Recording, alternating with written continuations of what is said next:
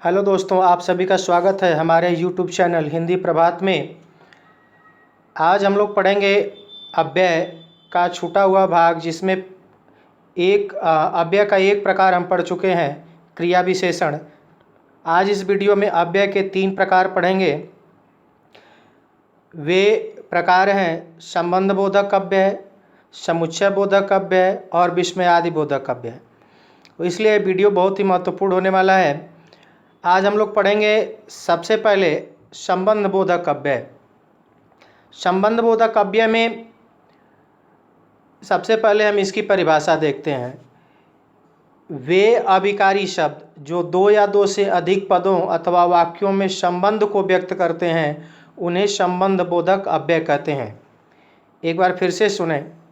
वे अभिकारी शब्द जो 2 या 2 से अधिक पदों अथवा वाक्यों में संबंध को व्यक्त करते हैं, उन्हें संबंध बोधक अव्यय कहते हैं। उसी को हम दूसरे शब्दों में कह सकते हैं कि जो अव्यय किसी संज्ञा के बाद आकर उस संज्ञा का संबंध वाक्य के दूसरे संबंध से दिखाते हैं, उसे संबंध बोधक अव्यय कहते हैं। जो अव्यय किसी संज्ञा के बाद आकर उस संज्ञा का संबंध वाक्य के दूसरे शब्द से दिखाता है, उसे संबंध बोधक अव्यय कहते हैं। यदि संज्ञा नहीं होती है तो वही अव्यय क्रिया विशेषण कहलाता है।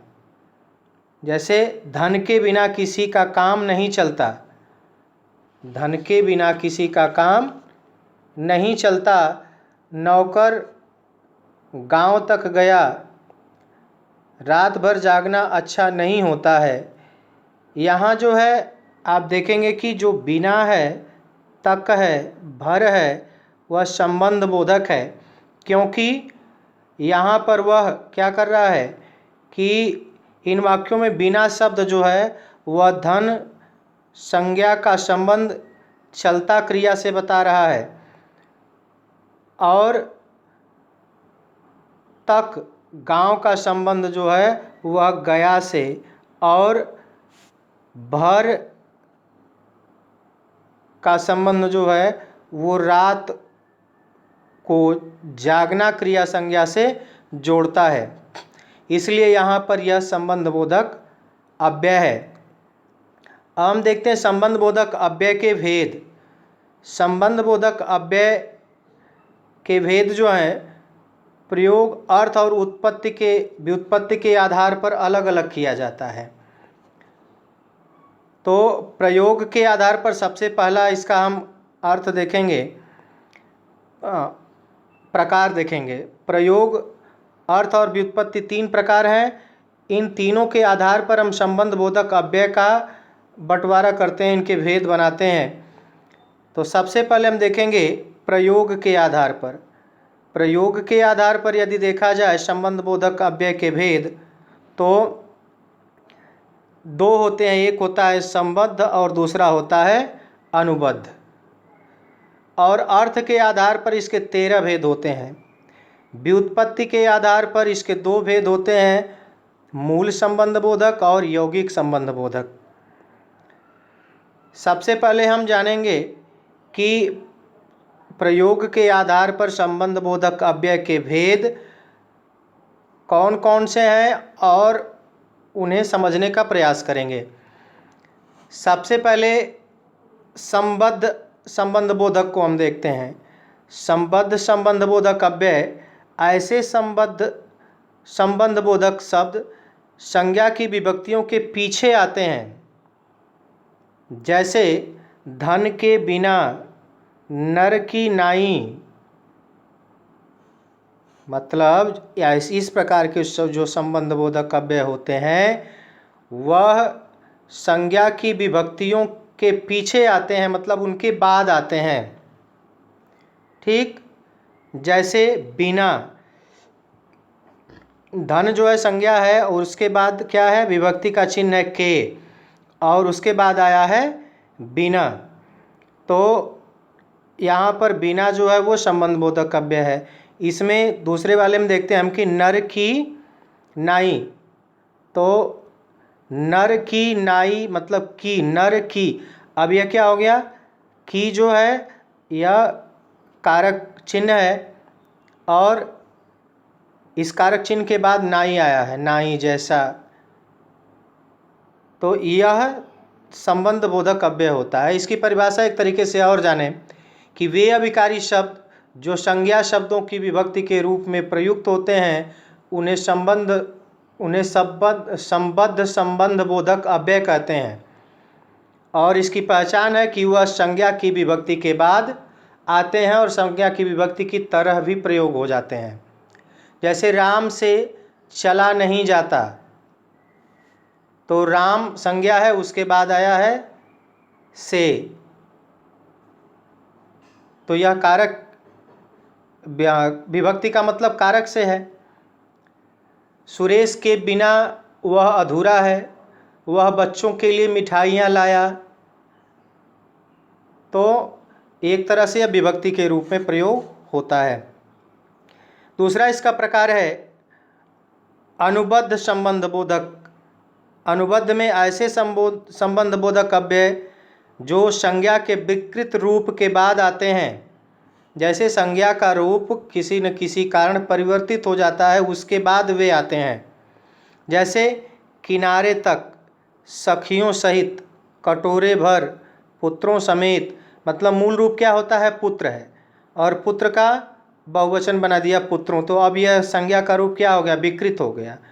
तो उनके बाद जो आते हैं वो क्या कहलाते हैं, अनुबद्ध संबंध बोधक अव्यय। जैसे धन कुबेरों के बिना संसार अधूरा है, तो मूल रूप कुबेर का क्या है, कुबेर जो है यह मूल रूप है, और इसमें यदि कर दिया जाए कुबेरों, तो अब यह क्या हो गया, इसका संज्ञा का रूप परिवर्तित हो गया। तो इनके बाद आ गया जैसे किनारा होता है और किनारे से परिवर्तित होकर के किनारे बन गया। सखी होता है, सखी से सखियों हो गया, तो यहाँ इसका रूप विकृत हो गया, परिवर्तित हो गया। तो इसके बाद जो अव्यय आते हैं, संबंध बोधक अव्यय आते हैं, वह अनुबद्ध संबंध बोधक अव्यय कहलाते हैं। अब हम देखेंगे अर्थ के आधार पर इसके 13 भेद कौन से होते हैं।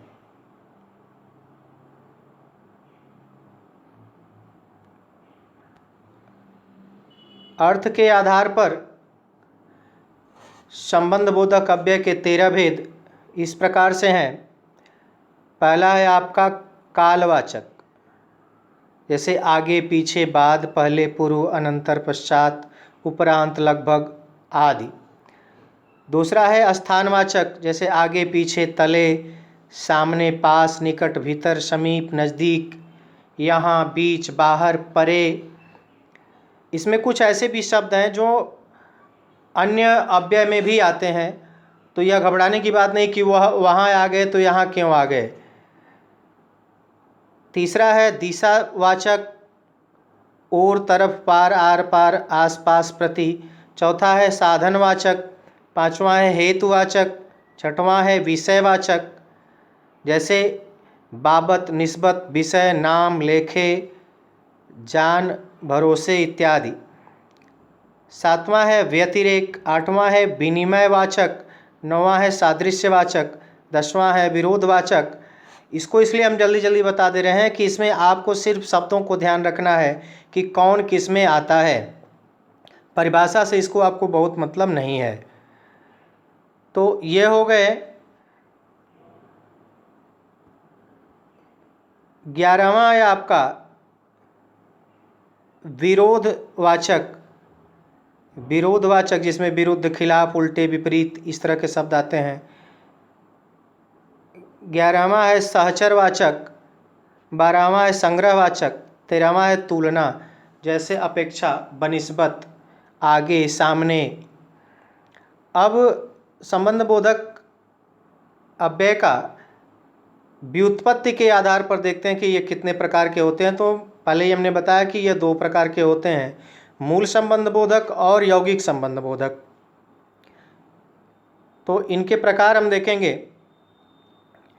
कि यह जो है मूल संबंध बोधक वे हैं जो जैसे बिना, पर्यंत, नाई, पूर्वक इत्यादि।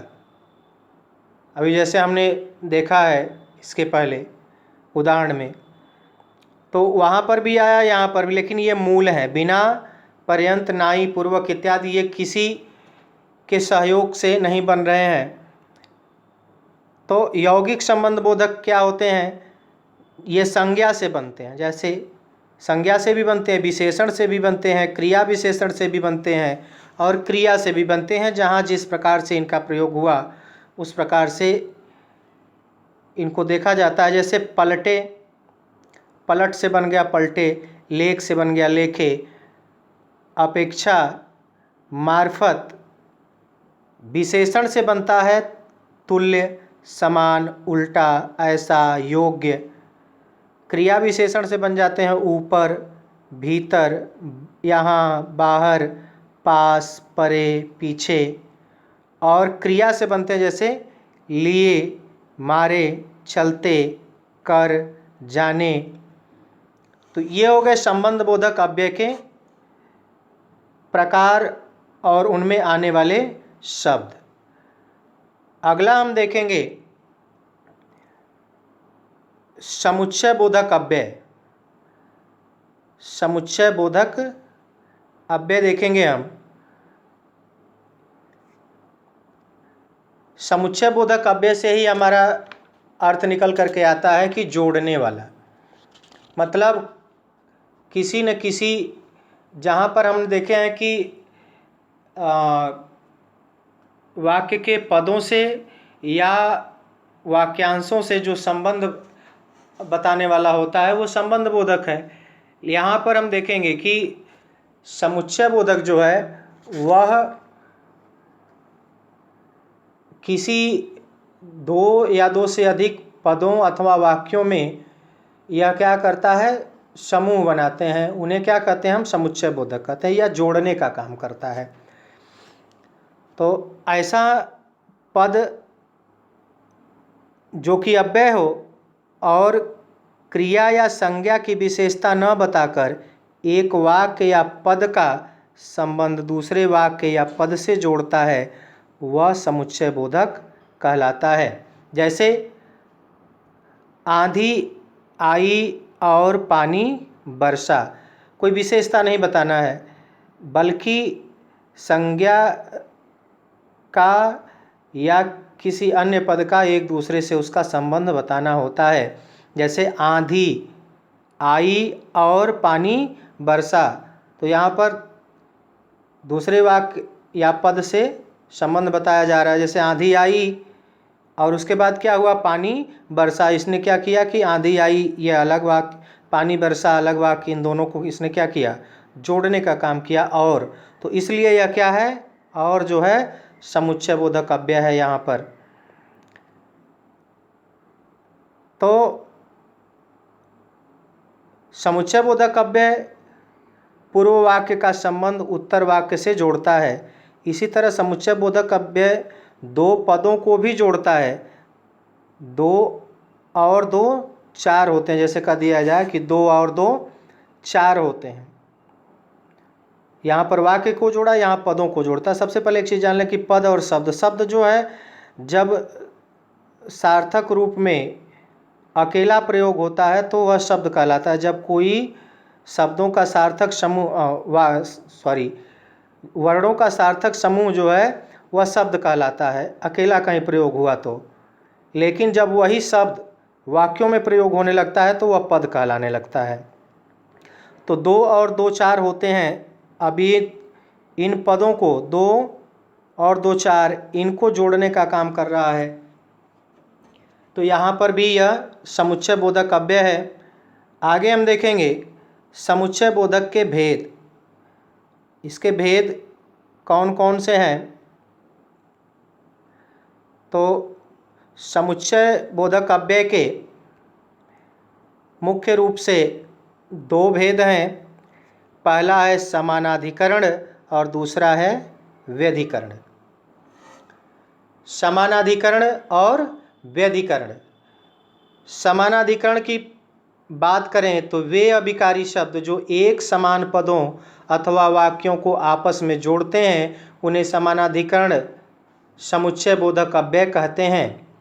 जैसे राम और सुरेश पढ़ते हैं तो यहाँ दोनों क्या किया, जैसे हम कर दें कि राम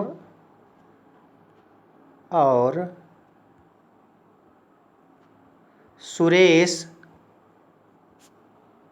राम और सुरेश पढ़ते हैं।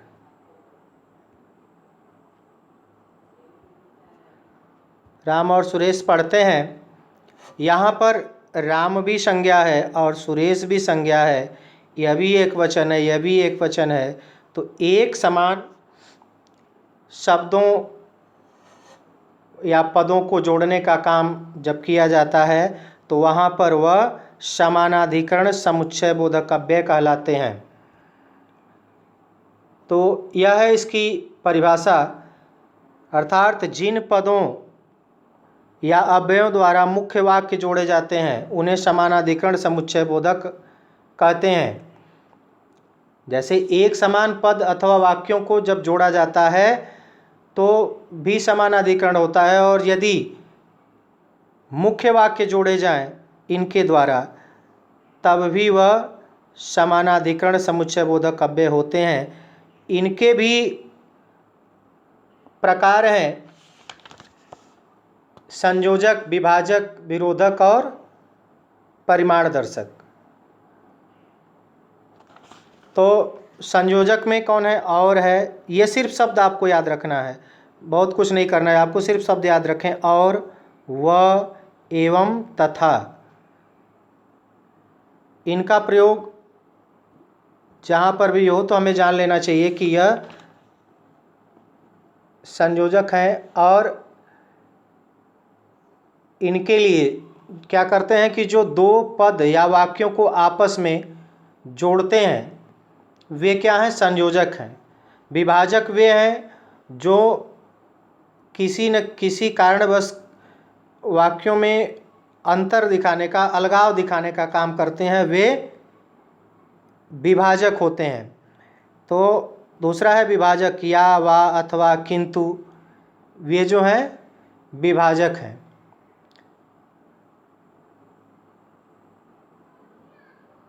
इस तरह से तीसरा प्रकार है विरोध दर्शक। यह क्या करता है, विरोध दिखाता है।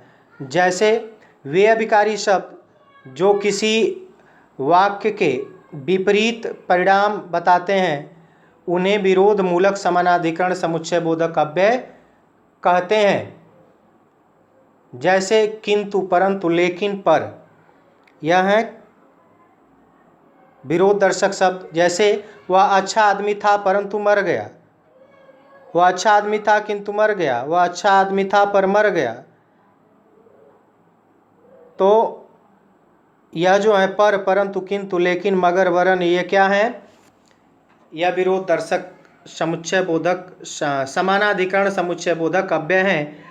परिमाण दर्शक में वे शब्द हैं जैसे इसलिए, सो, अतः, अतएव, यह जो है परिमाण दर्शक में है। हम कह सकते हैं जैसे कि वे अभिकारी शब्द जो किसी कार्य के परिणाम को बताते हैं उन्हें परिणाम बोधक समानाधिकरण समुच्चय बोधक अव्यय कहते हैं। जैसे इसलिए, अतः, अस्तु, वह पढ़ता है इसलिए उत्तीर्ण हो जाएगा, वह पढ़ता है अतः उत्तीर्ण हो जाएगा। इस तरह से जो वाक्य आए उन वाक्यों में यदि इस तरह से समुच्चय बोधक अव्ययों का प्रयोग है तो वह समानाधिकरण परिमाण दर्शक समानाधिकरण समुच्चय बोधक अव्यय कहलाएंगे। अगला देखते हैं कि यह तो हो गया आपका समानाधिकरण। दूसरा है व्यधिकरण। व्यधिकरण में क्या है, जिन पदों या अव्ययों के मेल से एक मुख्य वाक्य में एक या अधिक आश्रित वाक्य जोड़े जाते हैं उन्हें व्यधिकरण समुच्चय बोधक अव्यय कहते हैं। सीधे से हम समझ लें कि जहाँ पर मिश्रित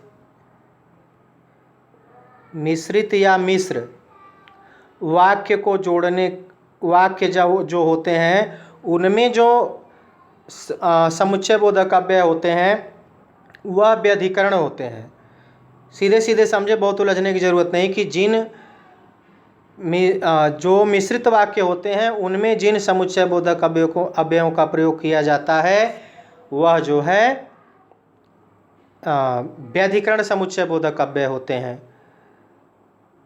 कहने का मतलब कि मिश्रित वाक्य में क्या होता है, एक मुख्य वाक्य होता है और दूसरा आश्रित उपवाक्य होता है।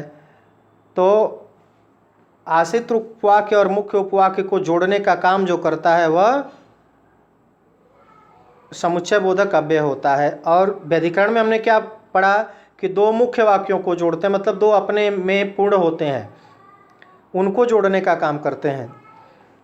इसका प्रकार हम देखें, उदाहरण देखें इसका, तो राम ने कहा कि सुरेश आज नहीं आएगा।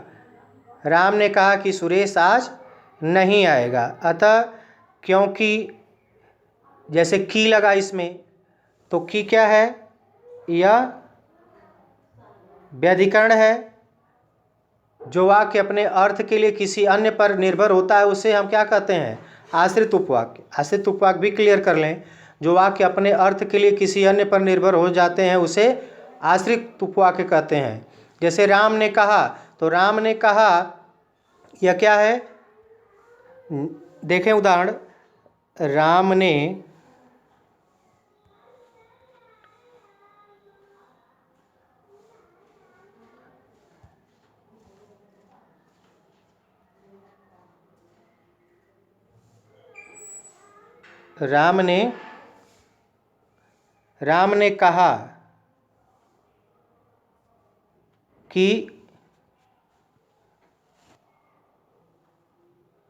ने कहा कि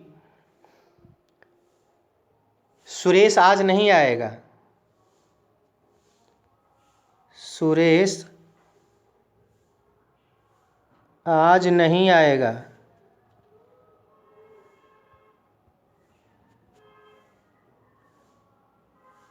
तो यहाँ पर हम देखते हैं कि राम ने कहा, अब यह जो वाक्य है अपने आप में पूरा नहीं है। सुरेश आज नहीं आएगा यह अपने आप में पूरा है, तो यह राम ने कहा तब तक पूरा नहीं होगा जब तक कि सुरेश आज नहीं आएगा यह वाक्य जोड़ा नहीं जाएगा। तो इस तरह से राम ने कहा यह क्या है, आश्रित उपवाक्य है।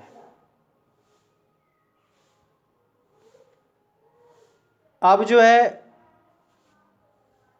अगला उदाहरण देखते हैं,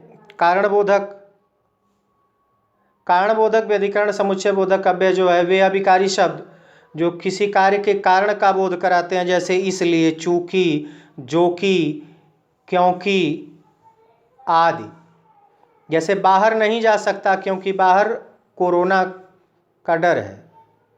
जैसे बाहर नहीं जा सकता क्योंकि बाहर कुत्ता है। तो क्योंकि जो है वो क्या है, कारण बता रहा है और कारण वाले दो वाक्यों को जोड़ रहा है, इसलिए यहाँ पर व्यधिकरण, कारणवाचक व्यधिकरण समुच्चय बोधक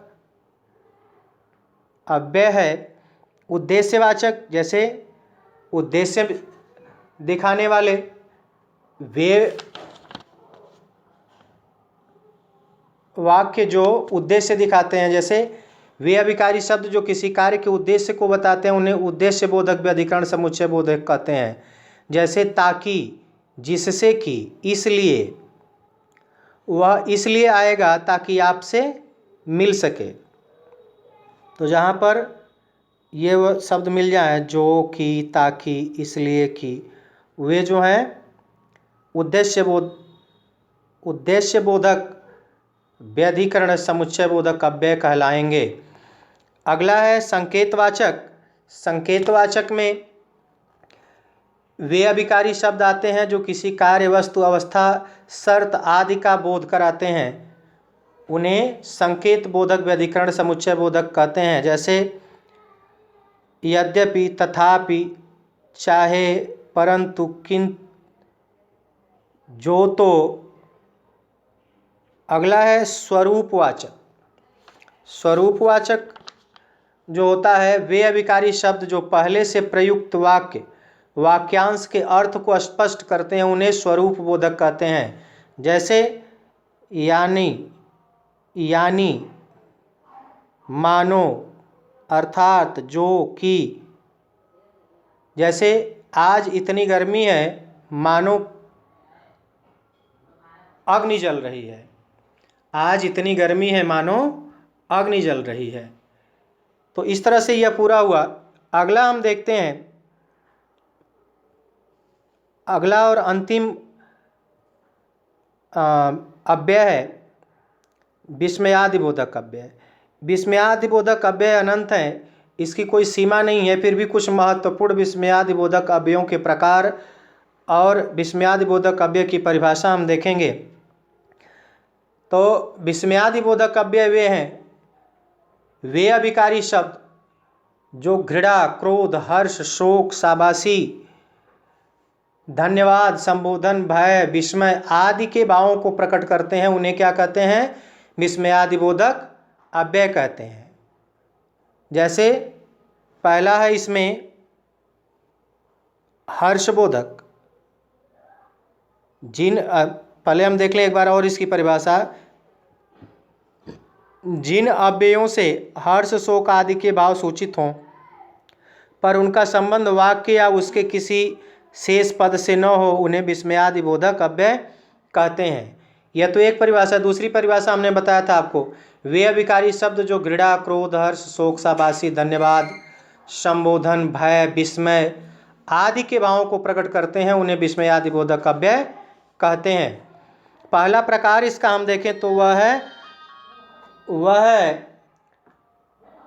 हर्षबोधक अव्यय। जैसे आहा, वाह, धन्य, धन्य, जय, शाबाश। शोक बोधक में है आह, उह, हा हा, हाय, त्राहि त्राहि। आश्चर्य में वाह, हैं, ऐ, ओहो, क्या। इस तरह के शब्द आते हैं। और यह इनकी सबसे बड़ी पहचान यह है कि इन शब्दों और वाक्यों के शब्दों के बाद और यदि यह वाक्य विस्मयादिबोधक वाक्य है तो उन वाक्य के अंत में विस्मयादिबोधक चिन्ह लगा हुआ होता है। तो इसके 4 प्रकार हमने 3 देखे हमने। चौथा है अनुमोदन बोधक। अनुमोदन का मतलब होता है किसी को उत्साहित करना, उसको प्रसन्नता बोधक भी हम कह सकते हैं इसको। जैसे ठीक, वाह, शाबाश, हाँ हाँ, अच्छा। 5वां है तिरस्कार बोधक। जैसे घृणा बोधक भी इसको कह सकते हैं। जैसे छी, हट, अरे, दूर, धिक, चुप। स्वीकार बोधक।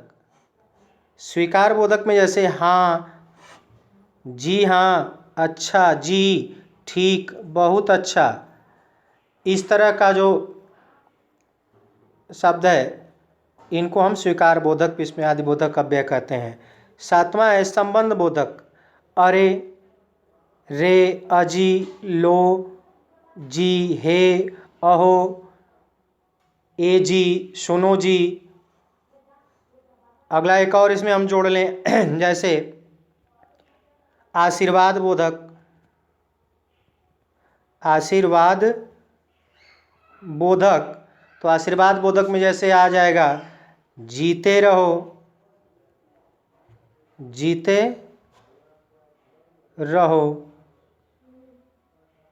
खुश रहो, खुश रहो।